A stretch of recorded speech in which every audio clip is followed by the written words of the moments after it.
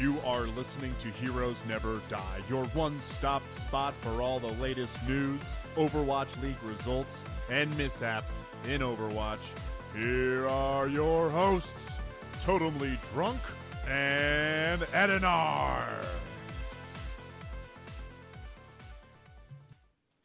What's up, guys, and welcome back to Heroes Never Die, your one-stop spot for all things Overwatch. I am your host, Totemly Drunk, and tonight on episode 205, we'll be taking a look at the most recent news around Overwatch, its competitive scene, and then we will look ahead to this weekend's online matches for the Overwatch League. So before we get into the news and introduce you to my co-host tonight, I just quickly want to take a moment to thank everyone who is joining us for our live show on Twitch. And of course, I need to thank all of our repeat listeners out there. So joining me tonight, as always, is my co-host Edar and Ed. Honestly, there's been a lot of stuff that has kind of happened within the gaming community since the Swapcast that we did with Anura and Booger this past week. Some of which we'll definitely be kind of diving straight into tonight. But looking back, how has this past week been treating you? Chaotic. Like you said, it's been one of those perfect storms of craziness in the form of gaming. Because just on Tuesday alone, you had the Valorant beta drop, which I'm in, so is Totem. Suck it, all of you who did not get in as of this recording. The closed beta. Yeah. That Hearthstone released their new expansion, which is their big expansion for the year because they got rid of 3 other expansions out of the meta. Apex had a massive update. Overwatch had a patch. This was all on Tuesday. So it's like, what do I do with myself? Like yesterday, I had no idea. I'm like, okay, if I open all my Hearthstone packs at lunch, that leaves me to play Valorant right when I'm done with work for the first time. But then I also need to get into Apex and test out all that new stuff because I had an Apex podcast last night. So it was very trying.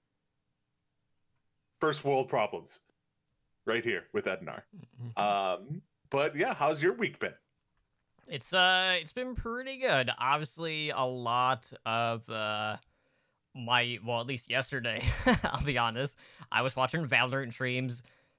Basically, I'm not gonna say watching all day. So I woke up at 7 a.m. I set an alarm so I could turn on the stream for the drops, and then I went back to bed. So I had Valorant streams on for between like 7 o'clock in the morning till about around 9 p.m. last night. Didn't get a drop. Today, got off of work early, turned on Mendo's stream, and within 2 minutes, I got the notification that I got the drop for the closed beta. But outside of that, just kind of like in the same boat. Yesterday, I was like, oh man, there's so much to do. But I'm like, well, I got to keep the stream up. So then I was on my my tablet opening my Hearthstone packs. And, I got, like, 2 golden legendaries, which I was not expecting. Haven't really had a chance to see how overpowered the Demon Hunter class is, but, they're already making quick adjustments to some of the cards on that front. But, we played a little bit of Battlegrounds before the show. And, for the most part, I'm anxious to see what heroes are going to get banned tomorrow for competitive, because I did do a couple of ranked matches over the week, but I still need to finish placements on that end. My money's on Pharah. That is are you talking about who I'm going to play or who's going to get banned? Who's going to get banned? I would not be surprised, but, we'll Pharah just have to Ashe. wait. We'll have to wait and see tomorrow when the bans come out in the early afternoon. But anyways, you did mention that there was, in fact, a new patch that was deployed onto retail this Tuesday. That would be April 6th. And we saw a lot of the things that were being tested in the experimental mode actually getting patched through to the primary game. So Ashe did see a number of tweaks to her kit. So they increased the magazine size from 12 to 15. Your shots no longer queue up on the next shot if you press slightly before recovery has finished.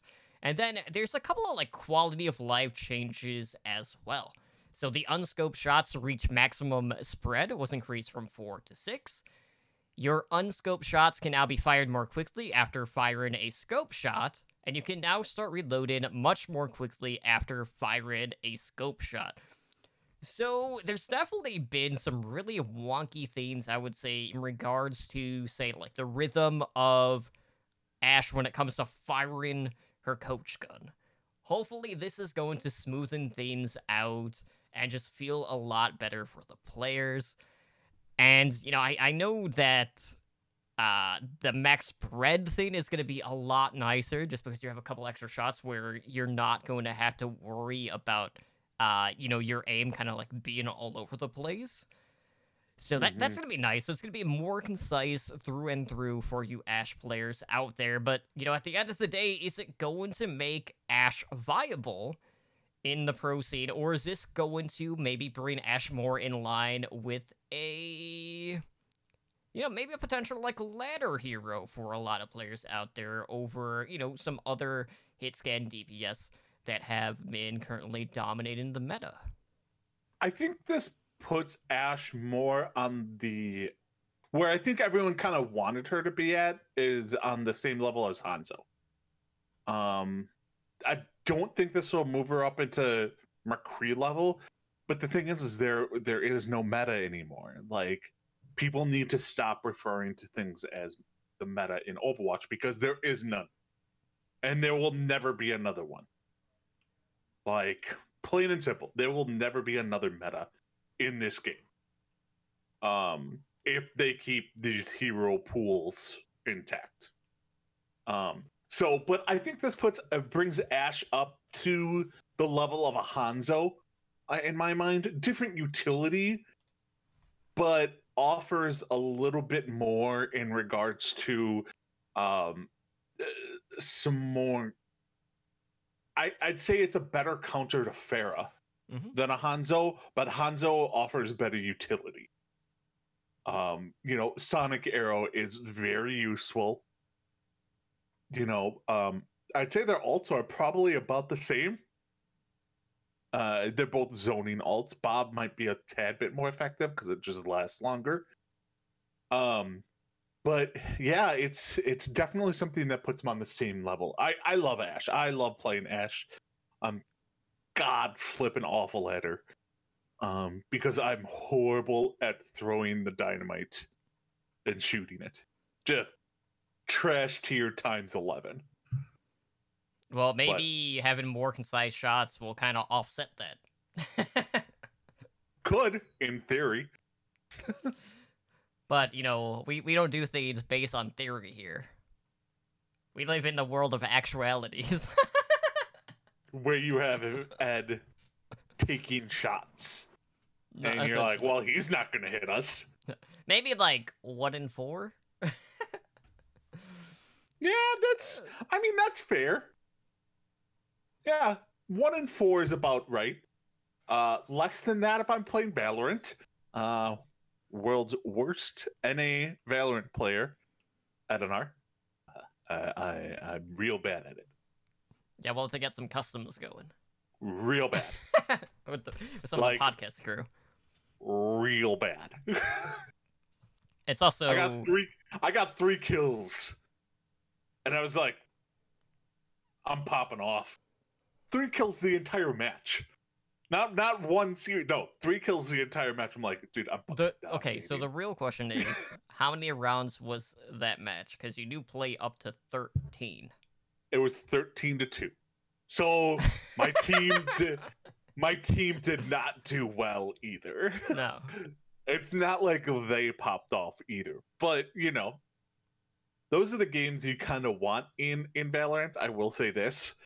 You either want to get crushed or crush. Because when they're even, it's like a 45-minute match. Mm-hmm. And you're just like, no, this is not fun.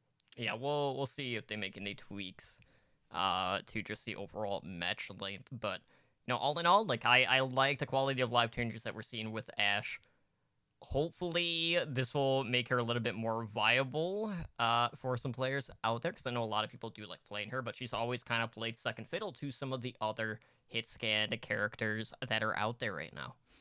So outside of that, we have Genji and the Shuriken recovery time being lowered from 0.75 seconds to 0.65 seconds.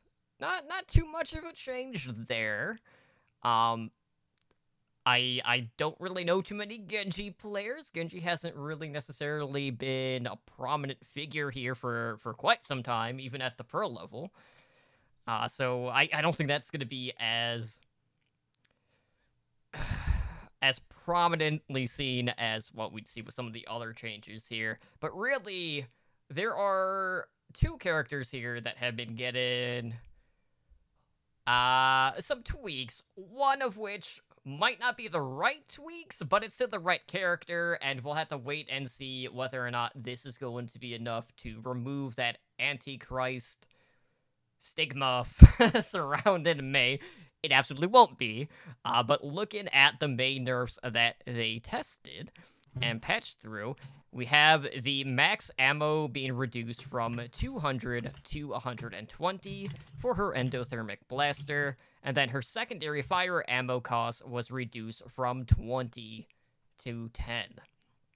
Now, Ed, a lot of people do not like Mei primarily for her toolkit and everything she does when it comes to the crowd control and things like that. Do you feel like they have approached the right abilities when it comes to her toolkit, or is there something else to you that has been more oppressive to, the player base out there? Yes. I mean, all right, these are fine. Obviously they want you to be Sniper Mei. They're trying to gear you towards more of that, which I'm fine with. Reducing the max ammo for the endothermic blaster, I don't think really has that much of an effect, because it's not like a full clip will not freeze you. Mm-hmm. They can still just hold down left click and freeze you. We have both kind of agreed that the big problem here is being able to freeze multiple enemies at once. And that's a lot of the big issue. It's not, because you can still freeze two enemies that are close up to each other in one clip, whether it's at 200 or 120. You can still freeze both of them, and that's not an issue.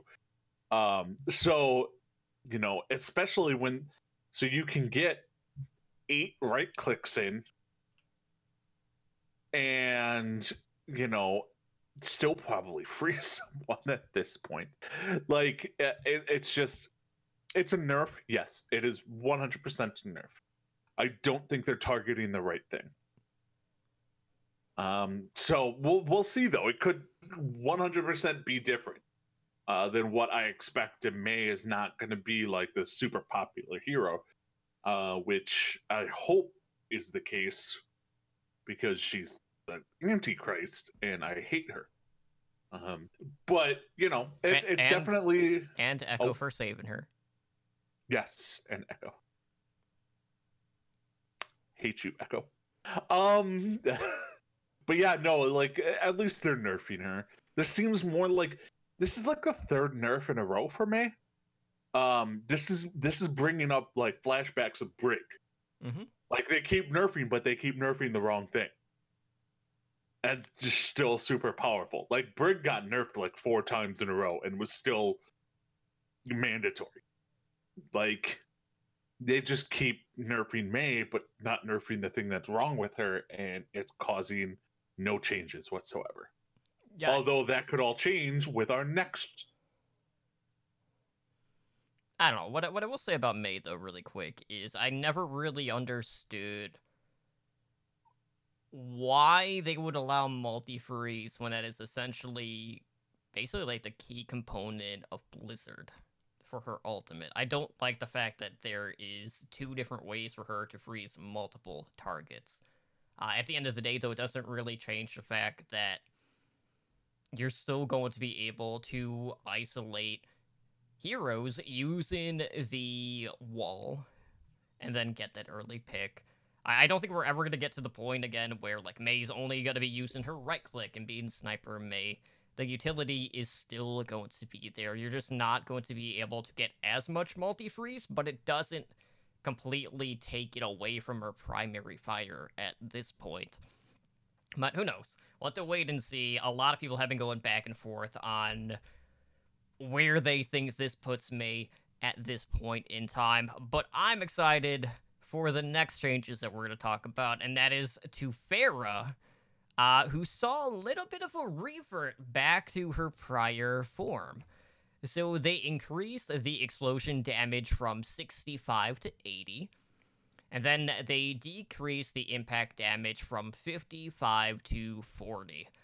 So it's kind of like a half revert back to what she was initially, so it's going to be a little bit more demanding on direct hits. But, you know, she keeps that increased fire speed that we have basically become accustomed to. So, all in all, it's a pretty good buff. But, you know, at the same time, I see, like, Ashe is getting buffed. We know Hitscan has been doing pretty well. And there's also Echo waiting in the shadows at this point. So, you know, I hate to say it, Ed, but this might be short-lived.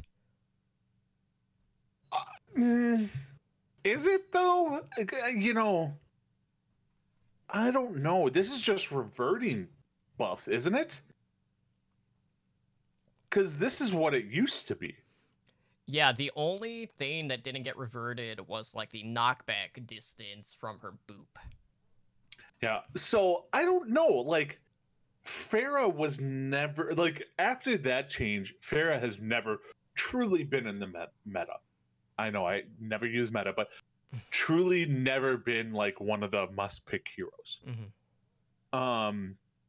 And I think there's enough heroes now where those abilities aren't as oppressive as what they were with Pharmercy.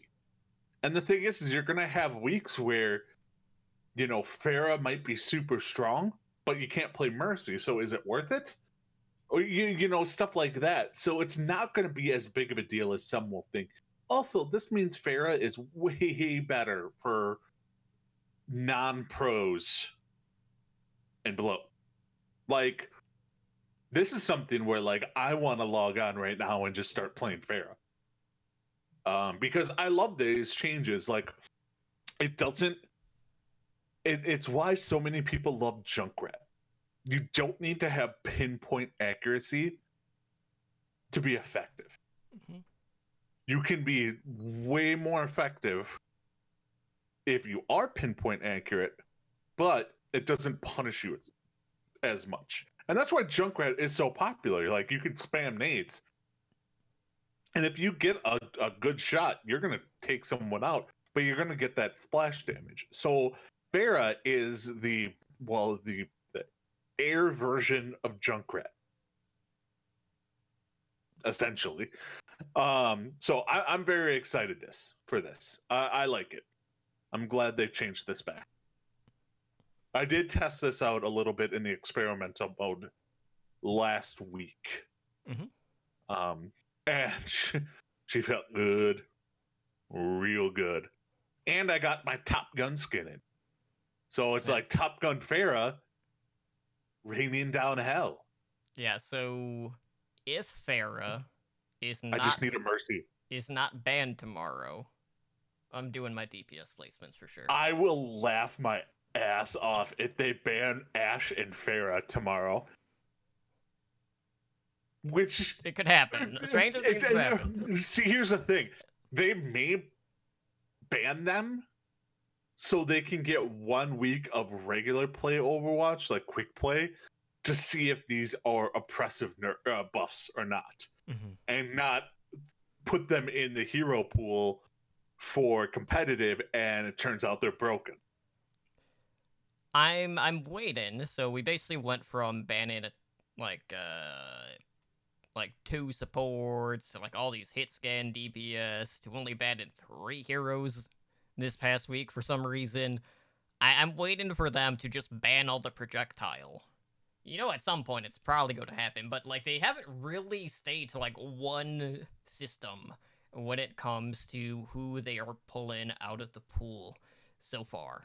So who even knows what to expect at this point? We might even have a week where they just decide to ban all the off tanks. Who knows? Anything can happen. Oh, that would be great. Ban all off tanks. Or oh god, imagine if they just got real batshit crazy with it. Like, this is why they could never have me in charge of shit. Is I'd be like, what happens if we ban all healers? How fun would that be? That'd be terrible. It'd be so fun though. Soldier, mandatory pick. Roadhog, mandatory pick. You'd have a super fun version of 3-3. I like the fact that you withheld yourself from saying May, even though that would be the other person who can be a little self-efficient there. Yeah, but she can burn in hell. Mm-hmm. In her ice cube. Yes. Ice melt in hell. I'm just throwing that out there. So yeah, it's definitely something I'm interested to see what they do tomorrow. Yeah, I like what they're doing with Hero. I think it's really good for the game. I don't think it's very good for the pro scene, but that we will save for down the road when we talk about that kind of stuff in a little bit. Yeah, there's a lot of stuff going on there. So the only other change that happened with this patch was the Reinhardt passive ability, that being Steadfast. So the knockback resistance was reduced from 50% down to 30%. I want to say when that ability came out, wasn't it like 25%? It wasn't that much lower. Yeah, I think it was 25%, but like, here's the thing. We don't have... The reason they did the Steadfast knockback was because of goats. And you know what? They don't need that anymore because we don't have goats. Mm-hmm. They don't need to worry about the Lucio starting the engagement, booping the Rein so you can push in with your 3 tanks, 3 supports. Like, that is not a thing anymore. And we can go back to reverting some of those nerfs because there's no chance of goats. So, this is fine. I think a lot of it had to do with, God, what was it, Eichenwald? Like, you could be next to the Reinhardt on the bridge, mm-hmm. and a Lucio couldn't knock the Reinhardt off. Like, no, hard pass. That needs to happen. Yeah, how are we supposed to set environmental kill records in Eichenwald if we can't boot people off? Yeah, exactly. What are you supposed to do? Play Ashe? Oh, wait. You can play Ashe. I want to see a 3K in Pro Overwatch with Ashe. Environmental kills. You're asking for a lot. I know I am. But they could make it happen. Maybe.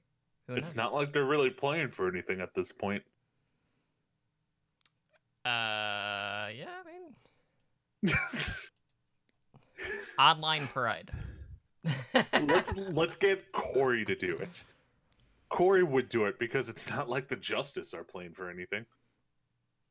He's playing for hammer kills. What are you talking about? He's playing for a contract with a new team. Potentially. I don't know. Things have been pretty rough out there, though. You know, we've had some similar things happening on, particular team. Some shady shenanigans going on. And, I'll be honest. As soon as I read the headline, and I didn't even see the name or of the team or the player, but I saw a certain terminology used in the headline, and I almost immediately thought, it's gonna be Boston, isn't it? Sure enough, it was. So, So basically, the Uprising recently terminated the contract of one of their off-tank players, Mufin, following recent allegations against him of sexual misconduct. So basically, when these allegations broke out, the team basically benched him, and they began an internal investigation that following day. And since he was benched, that meant that Brucin, who had not gotten a chance to play as of yet, got the starting nod. He actually did pretty good, considering that he didn't really have a ton of scrim time leading up to said match, which was, I believe, against the Toronto Defiance. But this is the second account of an Uprising player being dropped due to this sort of misconduct, following another case we talked about in 2018 with the player that we won't actually mention because we're beyond that at this point. But it's just like, I've seen a lot of people since this story broke that are discussing like, well, how did the scouts not see this? And I feel like that is such a weird, like, statement to make, because you're not going to know everything about anyone just by watching how they play a game and conduct themselves even at some points. So it's been like this weird discussion, but, I'm glad that Boston took action immediately. They launched an investigation, they made the right call, and, it's just unfortunate that in this situation, there's been 2 seasons at this point for them as a team where they have had a spoiled apple, so to speak, on their roster, especially at a starting position. Yeah. I can't believe I have to say this a second time. Stop messaging minors. For the love of God, stop messaging minors. I think the thing that really drove it home for me, and I don't know if you saw Monty's tweet after the news broke. I did, and I can't recall what he exactly said. It was something about masturbating. Oh, yeah. And I was like, Monty, you get a lot of shit sometimes for some of the things you said post Overwatch League stint, and that one just made me laugh because, like, it's like he's got a point, guys. Like, come on. Mm-hmm. You really do. If your thought are, should I message this underage girl or boy or masturbate? Go with masturbation. 1, it won't cost you your job. Like, and he was an up and coming, like, people loved him. And then this, you're just like, you're just an idiot. Mm-hmm.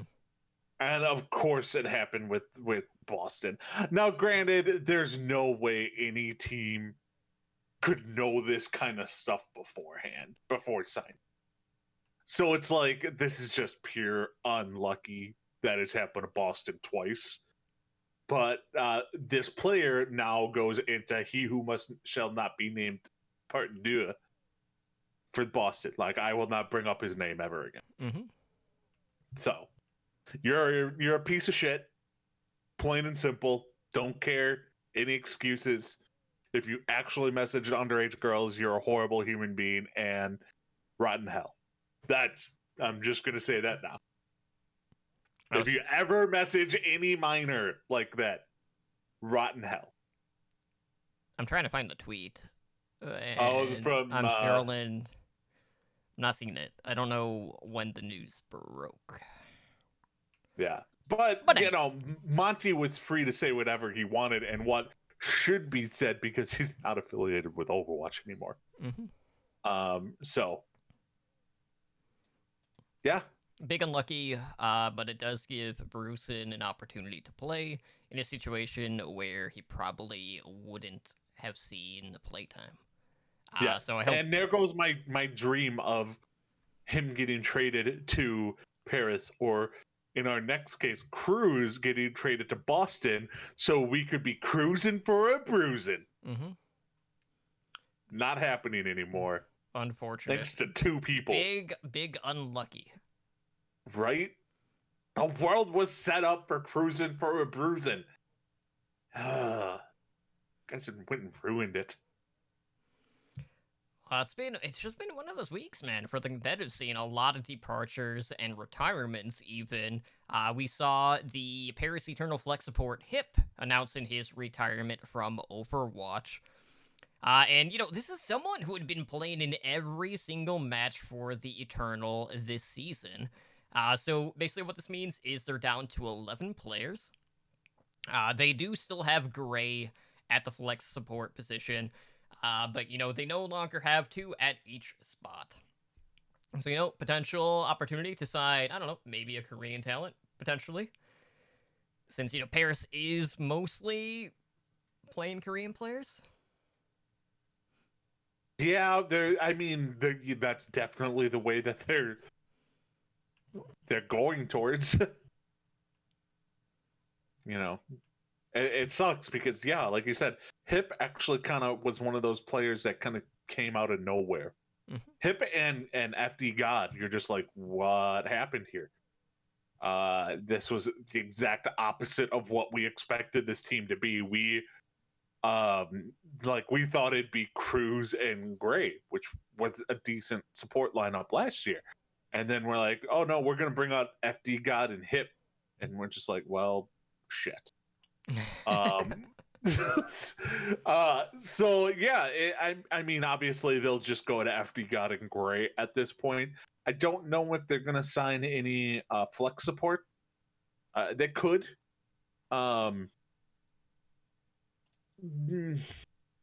If there are any left, but we've always said Korea is amazing at getting flex support players out. So if they are for sure going towards a flex support role, Korean roster, and trying to integrate more of that, there's no better place to look than tier 2 Overwatch in Korea, the only tier 2 that is worth a damn at this point. I mean, it's because they actually have good teams left, and they're not all disbanded. Exactly, and it's like the area around it supports them. Basically, it's been kind of a crapshoot. I mean, really, for quite some time now, and unfortunately, it's another week where we have to talk about an academy team biting the dust. This time, it is the Montreal Rebellion, that being the Toronto Defiance Academy team, who has dropped their roster due to budget cuts. A lot of this is due to, the COVID-19 and pandemic. So this is the second departure that we've seen here within the past month, with the last departure before that being ATL Academy. And Ed, it's been a whirlwind week. Let's be real. Tuesday, there were a ton of announcements for player departures, players seeking other opportunities, primarily revolving around Valorant. And, we've got some pretty notable names out there. We got, some of the OGs, like Taimu, Shadowburn, Sharik, Carter, all kind of, moving on to these other scenes at this point, even for a game that is just now getting to closed beta. And, unfortunately, among those names is, someone that, we've been hyping up for quite some time, someone we were banking the future of the Chicago Overwatch League team on, that being none other than Sugar Free. Unfortunately, looks like that's going to be out of the cards. And this is someone that's been a prominent figure in the Tier 2 scene for ATL Academy. And such a young talent, too, only 15 years old. And, I wonder if that means at this point, does that mantle kind of go to Rhino, who is on Uprising Academy? Nope. Because he's in kind of a similar position as such, a young player. Yeah, no. Here's the thing. Tier 2 Overwatch, NA and EU is dead. Plain and simple. It is. Because it's getting zero backing from the Overwatch League. They may like throw them a bone here or there, but you can't expect an organization, any organization, to really be investing in a tier 2 team when it's like, okay, do this for 1,000 viewers, and that's it, and then pay the rest of pay them salaries and do all that, and you're like, I'm getting 1,000 viewers and you expect me to pay 6-7 people plus a coaching staff on 1,000 viewers. It's just not feasible. So it's not on the teams for this falling through. Right. It's on the organization. But it's just one of those things where I don't know. It's you don't want to say tier 2 is dead, but it is. The Overwatch League cannot is not big enough to have multiple tiers at this point. Maybe down the road it can support that, but the way it's going right now, it can't. I mean, at some point it's going to not be able to support itself. Things have not gone that well. And if you do listen to some of these tier 2 players that are leaving, things for the future do not look bright. And I'll just be blunt. Like, Numlock said he could not name names or anything like that, but he said a lot of the big name players will not be signing contract extension past their current ones because they want to get out of the league. Just from the way it's ran to, what people are making and stuff like that, it just isn't worth it. So, like, I mean, all right, take for example, League of Legends players. It's been reported all the pro teams, they're all making 6 figures plus. All of them. These guys are lucky to be making 50. Valorant looks like it's going to be as a bigger pro scene than Overwatch is, because you take the League of Legends fan base and you combine it with the CS fan base, and those are the two biggest esports fan bases there is.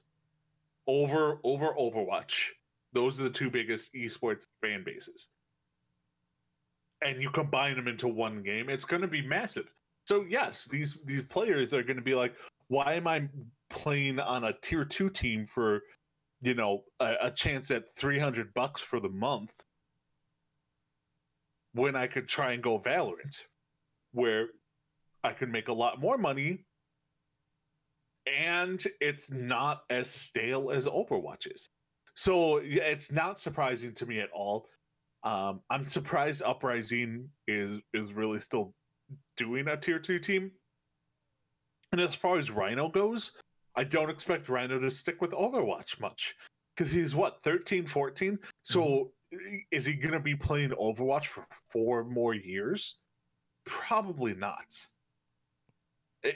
Honestly, like 4 or 5 years is probably the max anyone's going to play this game in the first place. But we're talking he has to play 5 years before he can even go pro. So, yeah, I don't think it's anything like that. The only way Overwatch, I think, kind of survives at this point is to tap more into the Korean market. That's what they got to do. So that's my feeling. Overwatch screwed this one from the get-go with tier 2 and all of that, and it's coming back to bite them in the ass. Yeah, I mean, they basically just didn't support from the ground up, essentially. they made everything top heavy, and then, you know, you have all of these teams basically not being able to make a profit when there were other things that they could have done to try to, you know, drive merchandise or stuff in game, like character skins or even sprays, things like that. Something we have seen other esports incorporate into the base version of the games. Adding the fact that there's, you know, really for a very long time been a lack of advertisements when it comes to when stuff is airing, and then even in situations when it did appear on the launcher, that was maybe only like once or twice ever in the entire lifespan of the game. So, you know, unfortunately, you know, Tier 2's just kind of been at the mercy of what the higher-ups have decided to not do, essentially, and they've been kind of sinking slowly ever since that point. And, you know, unfortunately, like, right now, it's not looking too good.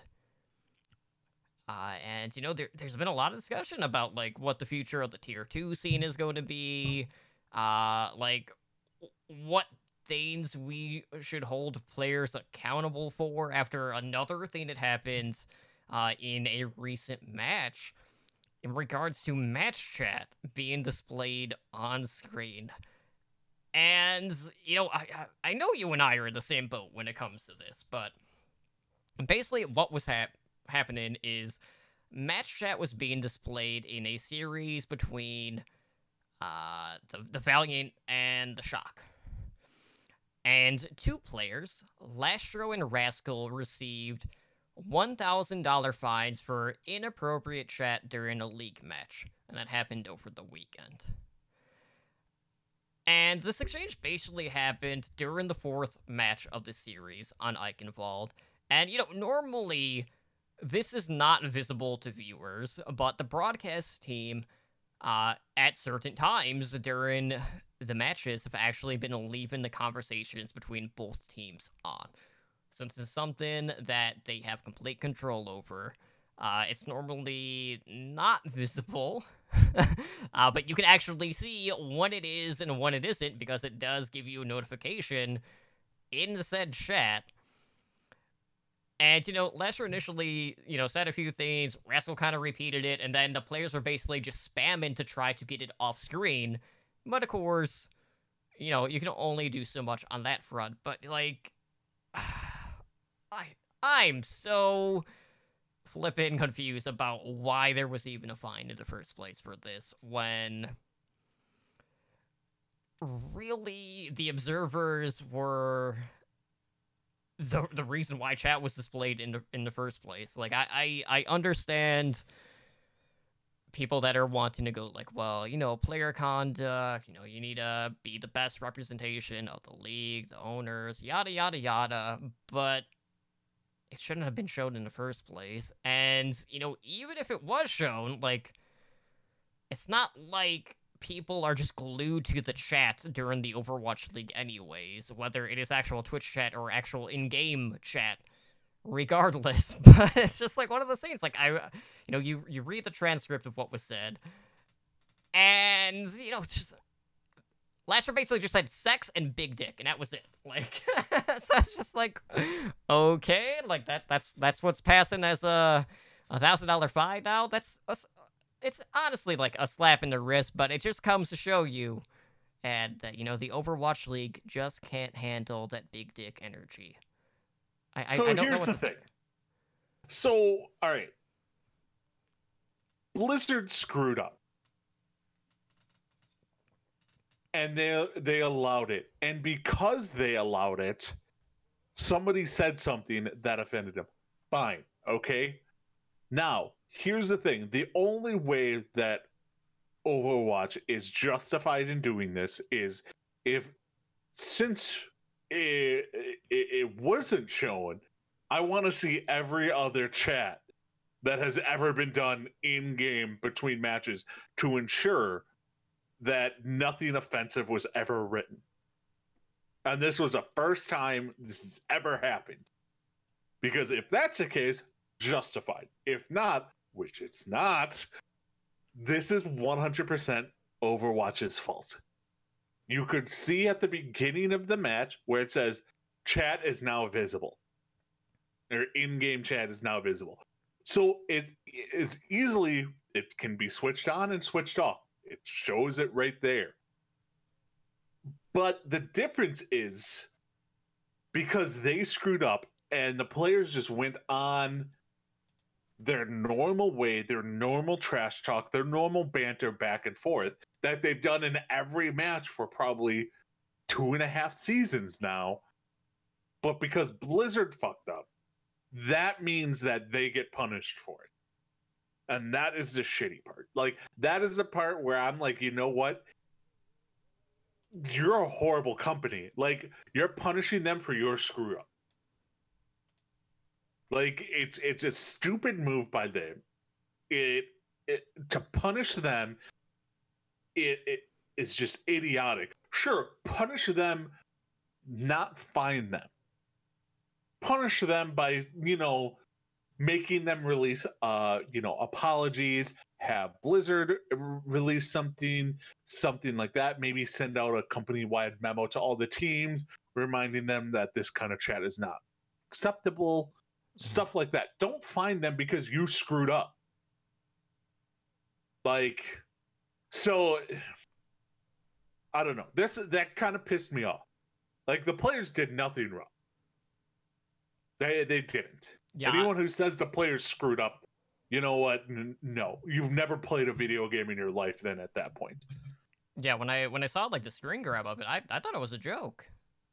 Mm-hmm. Like, well, originally it was. Like, originally it was a joke, and then like 12 hours later, it came up on the website, and everyone's like, "Wait, no, this was a joke. That this wasn't supposed to be like this." But it went ahead and did this. So stupid. When you can't get bad press, you're doing stupid things to get bad press. Your entire tier 2 organization is crumbling beneath you, and you do something stupid like this for $1,000 fine on 2 players. Just idiotic. And it's not like, I mean, all right, so let's say they both make the minimum. Because Rascal's on his 3rd team, so he probably didn't sign for a massive deal. And the Valiant didn't pay anybody. I mean, they did, but they didn't pay much. They didn't pay much. So let's say they're making $50,000. $1,000 out of that is a big deal. Like, would you want to pay $1,000? Now, granted, the organizations may actually pay it. I know McGravy said he'd chip in. But it's so stupid. I couldn't look down more on Blizzard for finding. It's been a strange week, man. Like...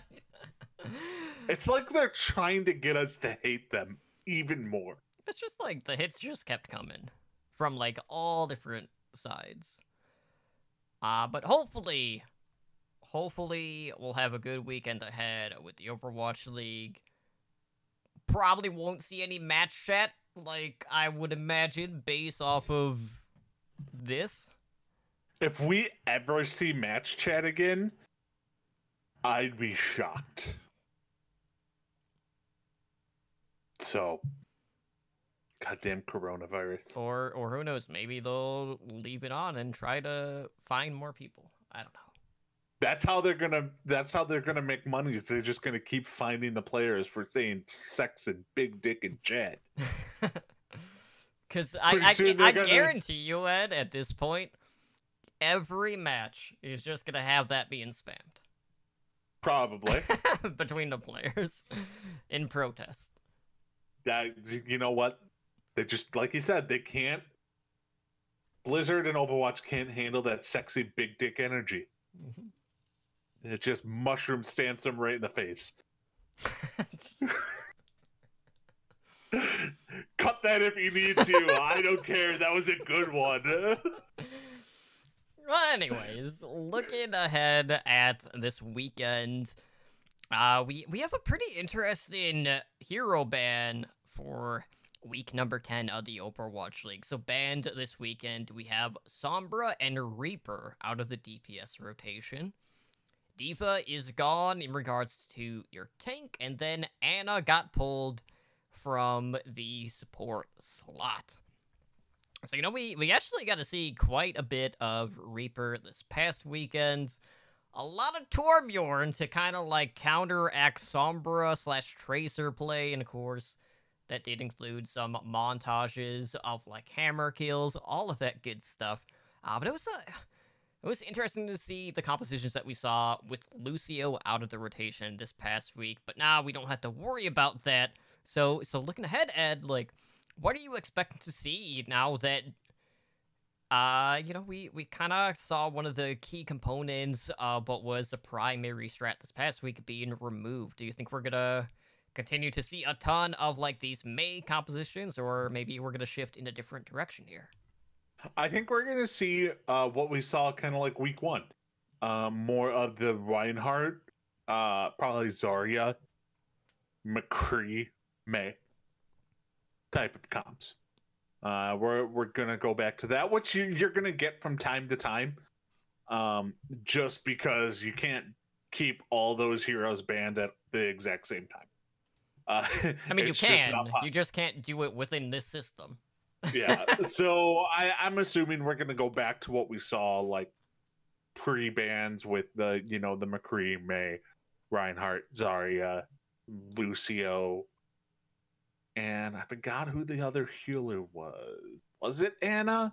But you could easily put in a Moira, Mercy, Zen, even, Baguette. Like, you could put in another healer into that group. But that's what I'm assuming we're going to see this week. All right, so just to update everyone, going into this past weekend, we kind of had that China circle of parity, as basically one team would beat another, that team would lose to another team, and the circle kept going on. So after week 9, we do see one team getting a little bit of a head start over the pack. The Shanghai Dragons are 3-1 in regards to the Chinese teams. You have the Hangzhou Spark and the Guangzhou Charge, both at 2-2, and falling behind, Ed, early on are the Chengdu Hunters at 1-3. I really thought, like, okay, here we go again. Everyone's gonna, come out of week 9. Everyone's gonna be 2-2. We're still not gonna have any clear indication of who the strong team is in this case. So, are you feeling like the Dragons have really emerged as the best Chinese team, or at this point is it still a little bit too early to tell, since we haven't really seen them go up against, some of the stronger teams in their region, knowing that they also have to contend with teams, like the Vancouver Titans, like the Seoul Dynasty, who will be back in Korea competing against them as well? I will say I think Shanghai kind of made the case for them being the number 1 Chinese team, but now they're the number 3 team in their region. I think they fall behind the Titans, and I think they fall behind Seoul. So they go from 1st to 3rd. I don't think many people are going to argue with that. It's hard to rule the Titans out, and the way Seoul has looked has been pretty top notch. So it'll be interesting. I don't think we have a bad team out there in that region, because you look at the Hunters, the Spark, and the Charge. They both all put up good performances in one match or another, and none of them look bad. So it's definitely the cream of the crop out there in Korea. Shocker, I know. It's by far the most competitive region. Who would have thought? It's like you have Korean players, Chinese players, and Nero. Oh, and Neptuno. Can't forget Neptuno. And Neptuno. That's it. So, but it's just, it's it's by far the best region. They're just good. They're just flat out good. Well, we finally are going to get to see the Titans again. This time going up against some of the Chinese teams, as they do play the Guangzhou Charge on Saturday. And then on Sunday, we see the Titans going up against the Chengdu Hunters. So it's going to be a tough test for the Chinese teams to see where they stack up against the Korean talent out there. But, just looking at the matches this weekend, we do have 5 matches again on each day. Hopefully, we won't see any delays like we did this past week, as the Chinese games got basically pushed back 24 hours, and that made things really wonky for a lot of people. Some people didn't even realize that it happened, and then, they stayed up, they tuned in, and then they're just like, well, what the F? Yeah, it's like Blizzard just didn't know that, it was a Chinese holiday that you can find on Google. You jerk asses. If only, there was, a search function on the internet where you could, ask, you could just type something in, and then, it would just pop up, and just answer what you need. Type in Chinese holidays. Do any of our matches fall in that day? Oh, we're good. Yeah, that was just another blunder by Blizzard. Yep, whoops, Oh, my bad. Blizzard blunder. Oh, a BB. We'll call it a BB. A Blizzard blunder. No? Is that not going to catch on? I mean, it might. You never know. But at this point, though, it's getting hard to keep track of. Mm-hmm. We're going to need a whole new form filled out by Blizzard to announce when they had blunders. Mm-hmm. It's on page 455 right now, and they just keep adding to the list. I'm a little pissed off at Blizzard at the moment, if you couldn't tell. I mean, a lot of them are much larger than an actual BB pellet. Mm-hmm. So, yeah. Hopefully there's no hiccups this week, but, who knows? We'll probably run into something. I mean, it's been kind of rocky, which is kind of what we expected moving to online play. Yeah. One thing I'm legit worried about is restricting bandwidth in certain areas, which is starting to become a thing, and rightfully so. I think a lot of these internet providers are getting overworked. It's almost like everyone is at home. Streaming Netflix. So it's that's one of those things. They have to give internet to everyone. They have to restrict bandwidth to some. Mm-hmm. So I wouldn't be surprised if they had to cancel a game because the Washington Justice entire team was their bandwidth was restricted by the internet companies and they couldn't play the matches. Well, I'm just waiting for that to happen. I will say this, Ed. The Florida Mayhem can't blame bandwidth on them now becoming the leader of the pack when it comes to being the most losing franchise in Overwatch League history. Congrats, guys. All 12 of your fans out there, I'm sure, are really proud of you right now. Be like, we're number last. We're number last. No? Is that not the chant they do at Mayhem games? I don't know. We'll have to ask Cowler and Lurimore. Mm-hmm. We'll just have to wait and see. But looking... Please reach out to us. Yeah. Yeah, it's going to be a very sad parade. But looking at the weekend ahead, Ed, we do have some pretty interesting matches. I'll be honest, I look at Houston's matches this weekend, and I'm winnable. Look at who they're facing. They have Boston Uprising on Saturday, and then they have the Toronto Fight on Sunday. Those are 2 winnable matches. Maybe Houston can climb a little bit here after they've started the season 2-6. So, 4 wins would still put him, pretty middle of the pack. I mean, let's be real. But, this is a team that, I mean, I know it's still pretty early, but you need to get these wins on the map now because you are going to be facing tougher opponents. Now, see, here's the thing. If we go back to what the meta was before hero pools went into effect, Houston was freaking trash tier. They just were god-awful. And if we go back to that, I have no doubt that they're still going to be god-awful. Like Boston Uprising level bad. So I wouldn't give them this gimme if they go with, if everything goes back to the Reinhardt, Zarya, McCree, May shenanigery.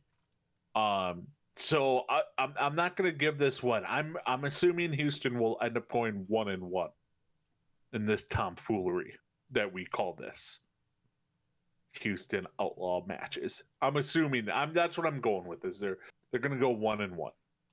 Honestly, there's a lot of shit matchups this week. Outside of, all right, all of our bad matchups are excluding Asia. Because all of those matches... You're not looking forward to some of these? I think like, some of these actually look pretty good.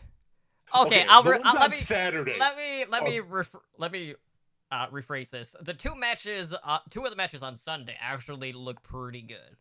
Yeah, the Saturday matches are. I mean, you have Fusion versus Eternal.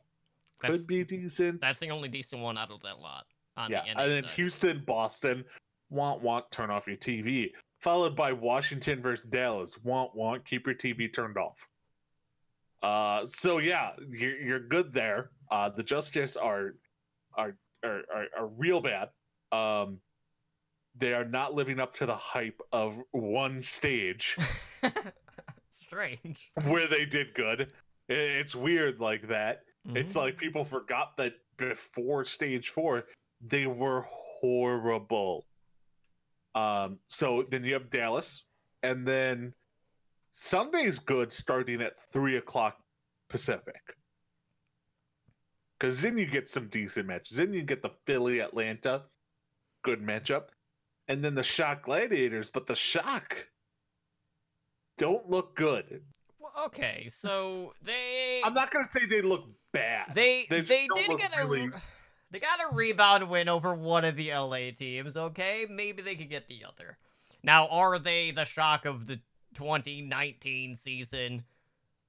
Absolutely not. They are far from that.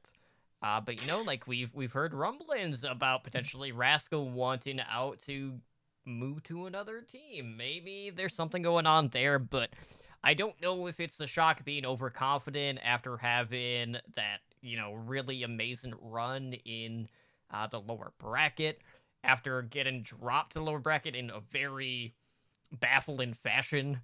But I don't know. It's so hard to pinpoint.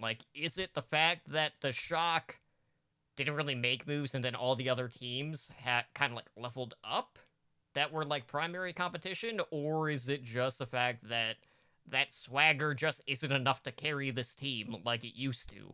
I don't know. Maybe it's a combination of everything, but either way, Shock did get a win over the Valiant this past weekend. Will they be able to bounce back against the Gladiators? Remains to be seen, but I really feel like if they're able to get this win over the Gladiators, I feel like that will... I don't want to say bring them back up to that level, but I feel like this is a win that they are direly seeking to get because they want to cement that they can learn from those losses and implement that into the next series that they have against the teams that they lost to prior. Yeah, they look better once they ran an actual lineup. Because once you get Violet and Moth in there, and then you get Choi and Super in there, it's like your team's better. It's weird. You mean running a DPS on another role isn't always an ideal thing to do? Yeah, and not starting Golden Boy Choi. It's crazy. Crazy. So yeah, it's they just need to figure stuff out and stop getting fancy. But the Gladiators are looking really good. Birdring looks good. Yeah, that team looks pretty darn good. Now, on the other side, though, Ed, you have to consider the fact that the Gladiators have kind of gone recently all in on the Mirror Doomfist. And there have been teams out there that have absolutely crushed them and counterplayed against that sort of composition. Yes. So I'm a little hesitant. Like, I do feel like the Gladiators have looked good, but I still need to see a little bit more from them, where they're not having to pool all of these resources into one specific person on that team. So I feel like they've lost a little bit of their footing overall, but I'm not quite ready to put them as like an elite team there as of yet. No, I'm not going to put them on elite team status, but I think they're top 6, top 7. I'm not going to put them in top 3 at this point, but they have a chance. Their DPS lineup still has something to prove. Mainly their number 2 DPS needs to kind of prove themselves.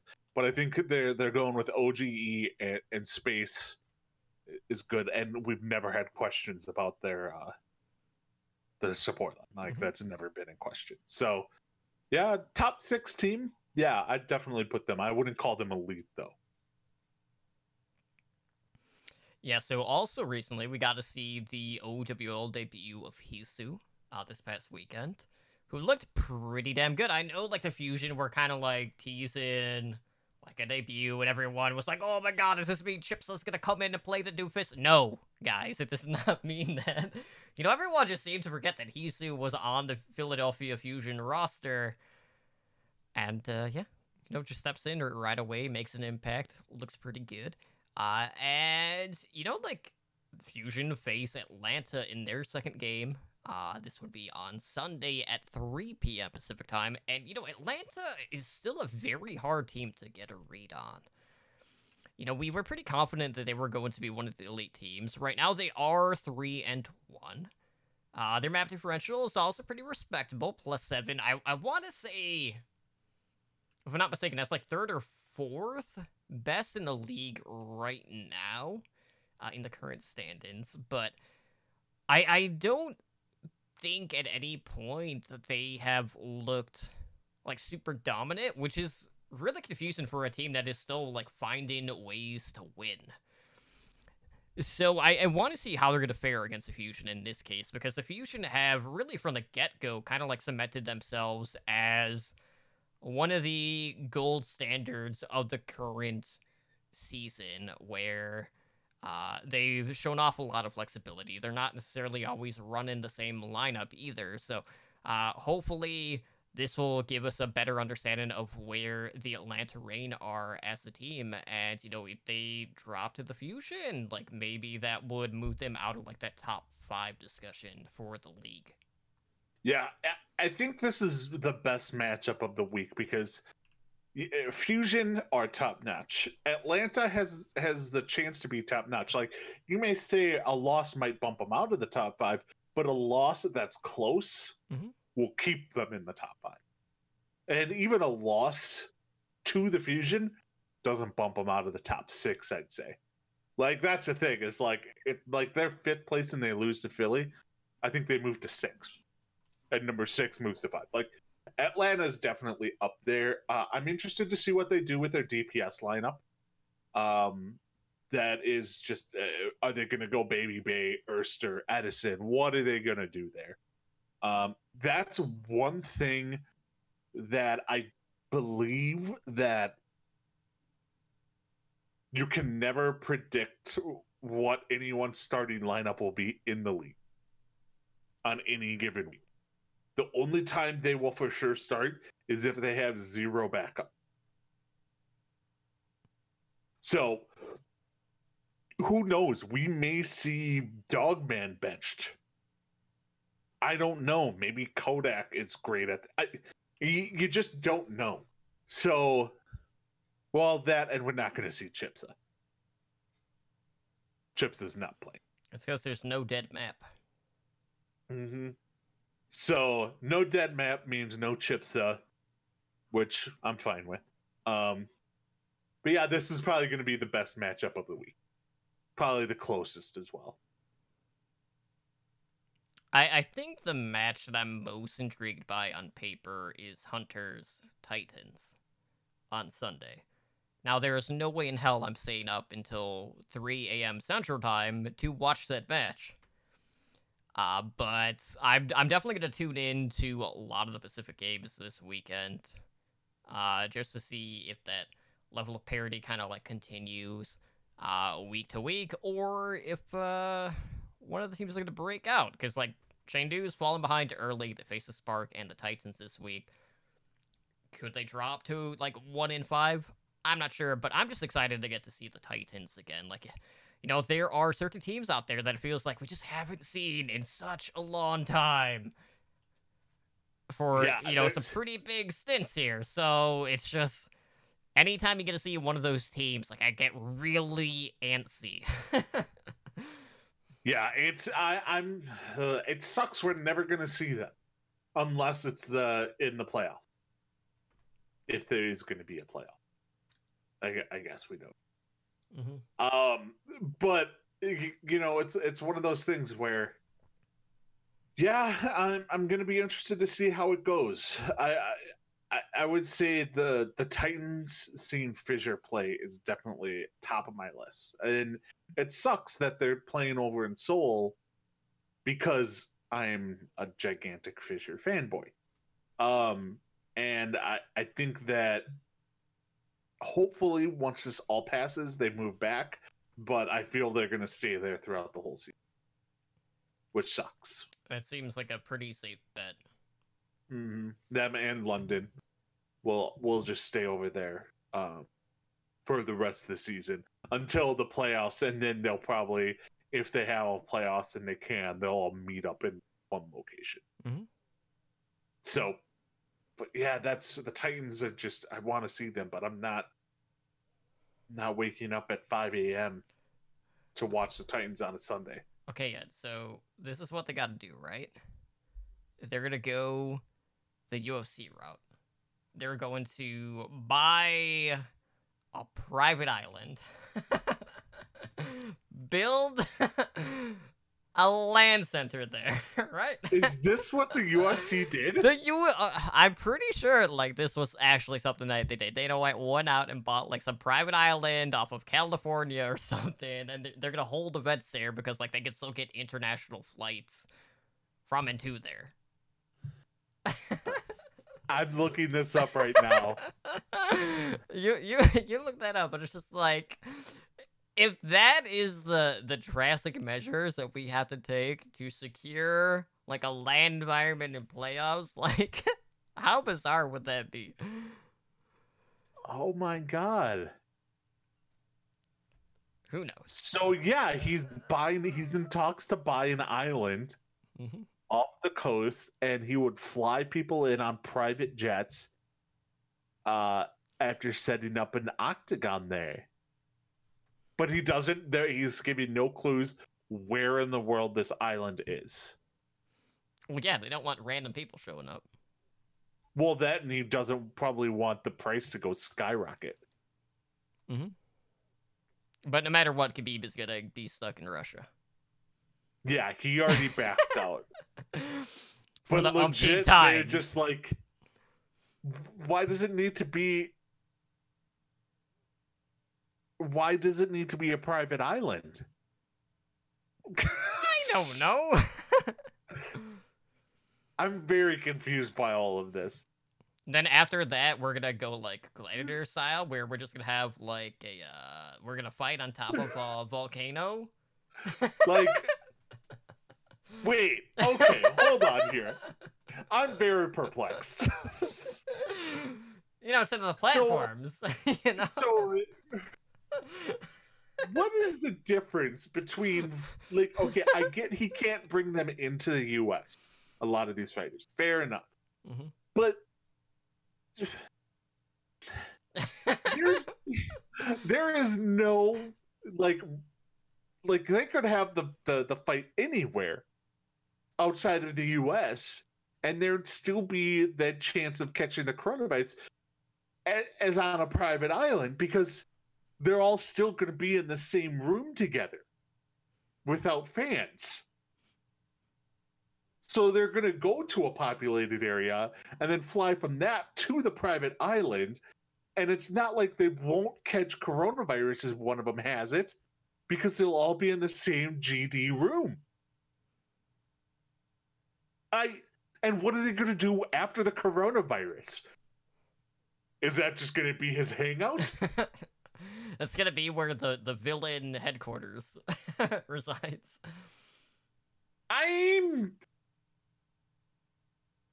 mean, Booger makes a point. Is this more about not having to pay taxes? They can have literal death matches. Mhm. But if they can't do that, Booger, if they're streaming it online, that's called snuff, and that's illegal.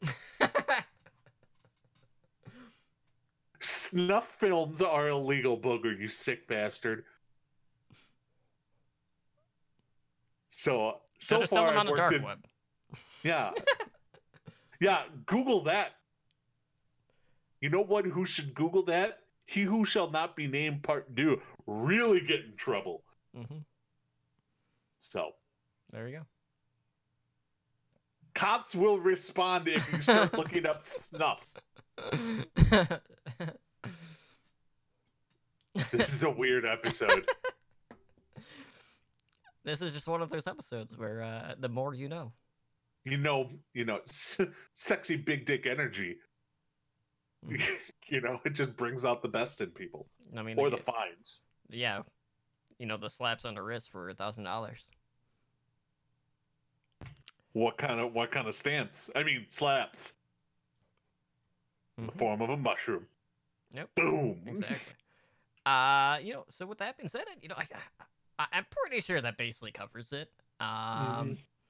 So with that being said, let's go ahead and close out the show for tonight. So if you guys want to help us out, of course, the best thing to do for any podcast out there is to head over to iTunes and leave and write a review. Let us know how we're doing. Let us know if you'd like to see us incorporate anything new to the show, because we are open ears and always, looking for ways to just improve the overall quality for our listeners. If you're looking to find additional content to consume while you are in quarantine watch, you can find a listing of several Overwatch League, and Blackwatch Report. I was gonna say like Path to Pro podcast, but that's singular. So you can find that over on our website at owlnshow.com/OWRecall. And then we post the episodic listings, usually Sundays or Mondays, on our Twitter at OWRecall. So if you would like to support our podcast network, consider pledging to our Patreon, where we have tiers starting at just $1 a month. So you too could join the likes of our master and above patrons, Daniel, Owl, Kesha, Agent Life, and 044 in helping our network grow. Also, if you want to find additional information on that, visit our Patreon at patreon.com/OWLnetwork. So with that being said, Ed, why don't you go ahead and let our listeners out there know how they can contact our show? Okay, quick thought. So if Blizzard is fining Rascal and Lastro for saying sexy big dick, do you think like that makes them a hypocrite, because they never find anyone behind my dong? And that shit was everywhere. Like, my dong was all over the place. Mm-hmm. And nothing ever happened there. Hypocrites. So, all right. So you can reach us at email at hndoverwatch@gmail.com. We are on Twitter over at hndoverwatch. We do have a website, and that's owlnshow.com. We have a YouTube channel where we post all this stuff at youtube.com/Overwatch League Network. Our Discord, not Iscord, Thanks for the typo, Toto. It's fine on Is my that notes. Discord.me/OWLN show. We are streaming presently live on Twitch at twitch.tv/OWLN show. We are Twitch affiliates, so come help support the show by subscribing to our channel and earn our network emoticon. Our podcast network does stream pretty regularly. We do have the Overwatch League network, which airs Mondays at 7 p.m. Pacific. We have OWL by the Numbers, airs Tuesdays at 6 p.m. Pacific, which will be back next week. We have For been on real a this time. We have been on a hiatus because honestly, up until yesterday, there were no stats for the past few weeks. And nobody knew what was going on. It would be impossible to talk fantasy without having actual fantasy numbers to go over. I mean, I was fine with just shrugging for, an hour straight, but, that really wouldn't be good for, like, audio form. So, No. And then we have this show, Heroes Never Die, which airs Wednesdays at 5 p.m. Pacific. Now we have a new show we're going to start pimping out, and that is Tavern Tales. That is a Hearthstone Battlegrounds podcast Totem and myself do, which airs Thursdays at 5 p.m. Pacific at a different channel at twitch.tv/TavernTalesHS. So our first episode going live is tomorrow. We put out, numerous episodes, but this is our first time going to be live on Twitch. You can contact me personally at Edinar Overwatch on Twitter. And then on Twitch, I'm at twitch.tv/Edinar, where NA's worst Valorant player will be playing Valorant this week, and Apex, and Hearthstone, and Overwatch. All of the above. God, so many games. Totem, where can they find you? Well, you can find me on Twitter at TotallyDrunkCTR, and when I'm streaming on Twitch, that would be at twitch.tv/TotallyDrunk. So with that being said, guys, I do want to thank you again for joining us for another episode of Heroes Never Die. And I hope everyone has the best of luck if you are looking to get your Valorant drop by watching the Twitch channels. But, for now, enjoy the Overwatch League games this weekend. And, hopefully we won't have any random shenanery happening until our next episode, but who knows? Things have been a really, just back and forth. Like, there's just been so much going on at once. We need a little bit of stability around here. Mm-hmm. Also, if you want a Valorant drop, don't be like Booger. You cannot have the stream muted and still count. Don't mute your Twitch streams. It does not count you. Yep, Booger is one of the few. But we'll see you guys back tomorrow night for Tavern Tales. You guys take care and have a good night. Peace out, y'all.